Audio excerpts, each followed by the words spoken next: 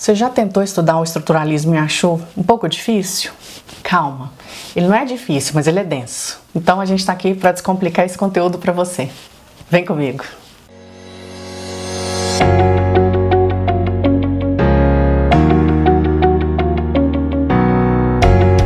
Oi gente, eu sou Marina Almeida, sou professora de inglês e de literatura e hoje, dando sequência aos vídeos de teorias críticas, nós vamos estudar mais uma corrente literária que é o estruturalismo. Já adiantando que eu não sei ainda quantos vídeos vão ser a respeito do estruturalismo, porque como ele é um pouco denso, eu prefiro fazer mais vídeos, mas com conteúdo bom, do que fazer um vídeo com conteúdo todo ferrado. Hoje a gente vai se deter basicamente na parte teórica e a gente ainda não vai ver a parte linguística. A gente vai ver isso então no próximo vídeo. Então tenha um pouquinho de paciência, porque eu acho que pra gente aprender algo de forma sólida requer paciência, então calma, vai acontecer, mas calma. Bom, a primeira coisa que a gente deve saber a respeito dessa corrente é que, por exemplo, se você examinar uma estrutura de um conto para tentar interpretá-lo ou para avaliar se é ou não uma boa literatura, você não estará se utilizando do estruturalismo.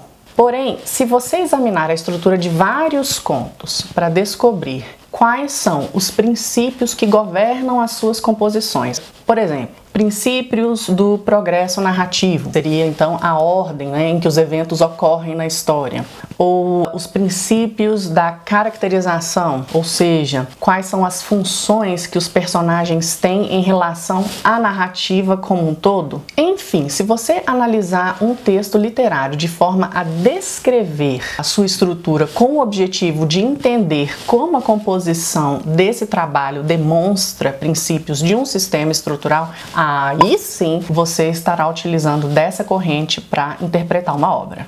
E aí, gente, em que os estruturalistas estão interessados? Não é exatamente em trabalhos individuais, a não ser que esse trabalho demonstre estruturas que estão na base e que organizam todos os trabalhos de um mesmo tipo.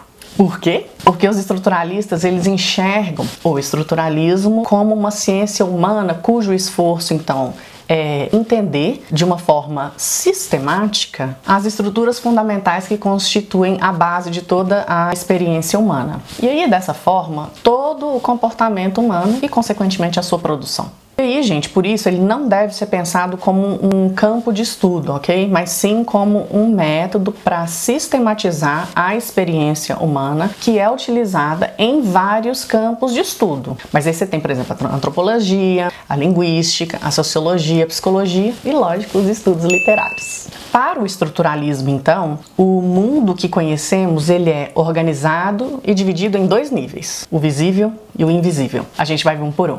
O mundo visível, também chamado por os estruturalistas de fenômeno da superfície, pode ser representado pelos objetos, pelas atividades, pelos comportamentos que observamos, nos quais participamos, interagimos todos os dias. O mundo invisível consiste então das estruturas que organizam todos esses fenômenos de forma que a gente os entenda.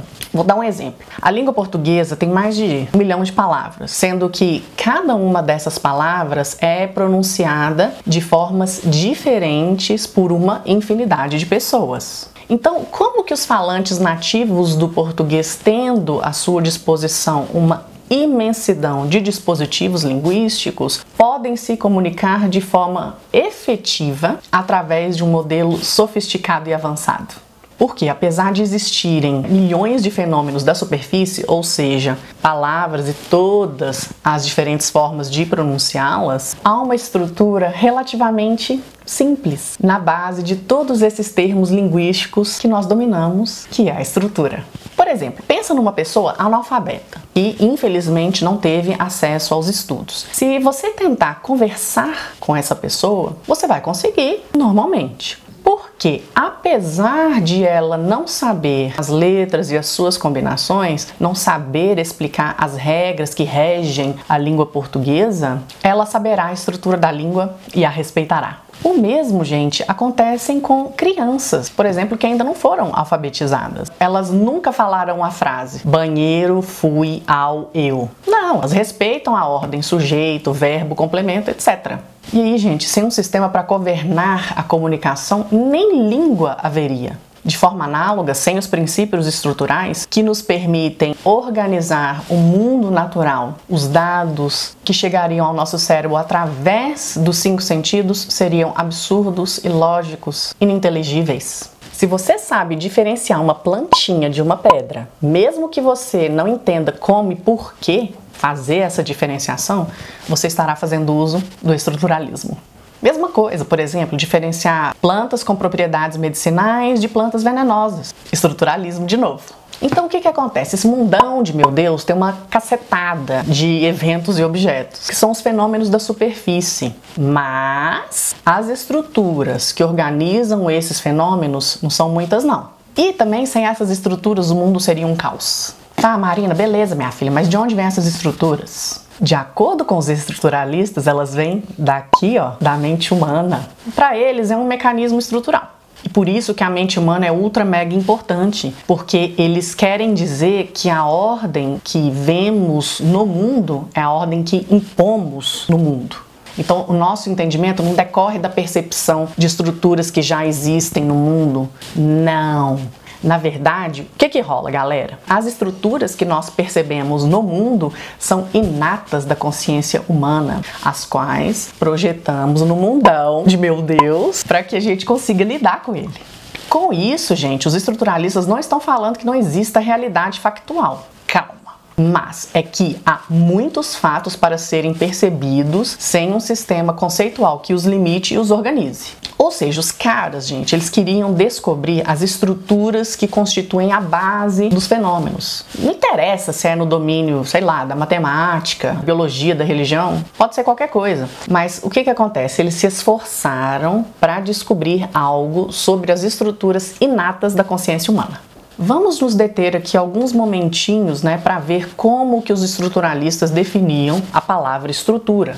Lembrando que as estruturas não são entidades físicas, mas sim conceitos que usamos para organizar e entender as entidades físicas. Portanto, para eles, uma estrutura é qualquer sistema conceitual que possui 3 propriedades: integridade, transformação e autorregulação. Nós vamos ver um por um.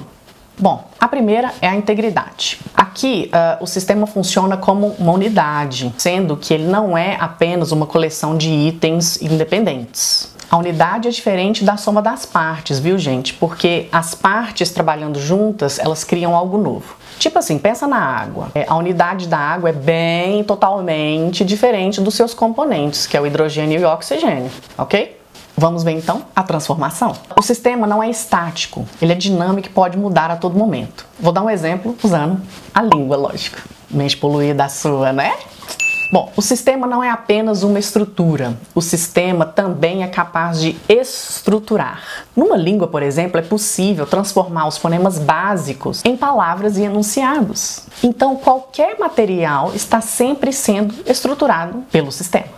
E a autorregulação? As transformações, essas que a gente acabou de ver, de mencionar, elas nunca podem ir além do sistema, ok? Então, por exemplo, os novos enunciados linguísticos que porventura passem a existir, eles têm que sempre pertencer ao sistema e obedecer às suas regras. Então, todo e qualquer fenômeno da superfície pertence a algum sistema estrutural, mesmo que você não saiba ou não esteja consciente disso. E aqui vai uma tabelinha que eu tirei do livro Critical Theory Today, a User-Friendly Guide, da Louise Tyson. Ela é professora emérita da Grand Valley State University nos Estados Unidos. Vou deixar as informações do livro aqui para vocês. Vou traduzir essa tabelinha para a gente ver, ok? Eu vou deixar a tabelinha aqui alguns segundos para vocês poderem ler com calma e daqui a pouco eu volto para a gente discutir a respeito.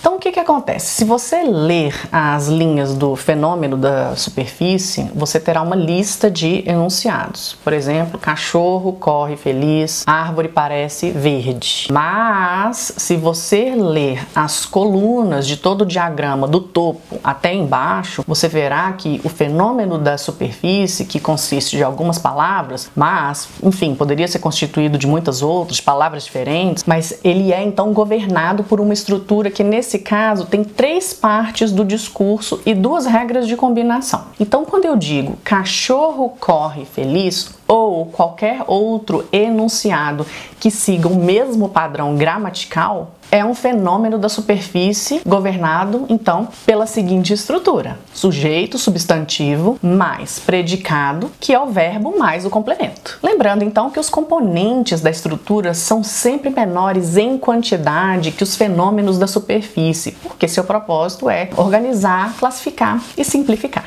Eu tô que falo de língua aqui, tem um monte de gente pensando bobeira, né? Mas é o seguinte, gente, eu tô falando de língua aqui não é por acaso, não. A língua, gente, é considerada a estrutura mais fundamental da humanidade. E das outras estruturas todas, porque todas dependem da língua. E aí, meus caros, é que esse estudo, né, da linguística estrutural é simplesmente a maior fonte da parte terminológica do estruturalismo. E nós vamos começar a estudar isso no próximo vídeo com, né, o mago da língua, o Ferdinand de Saussure, que foi um filósofo suíço, e simplesmente o estudo dele, suas elaborações teóricas, o desenvolvimento da linguística como ciência autônoma, simplesmente foi a base do estruturalismo. Bom, gente, então é isso por hoje. Eu espero que vocês tenham gostado do vídeo. Dê o seu like se você gostou, dê o seu dislike se você não gostou.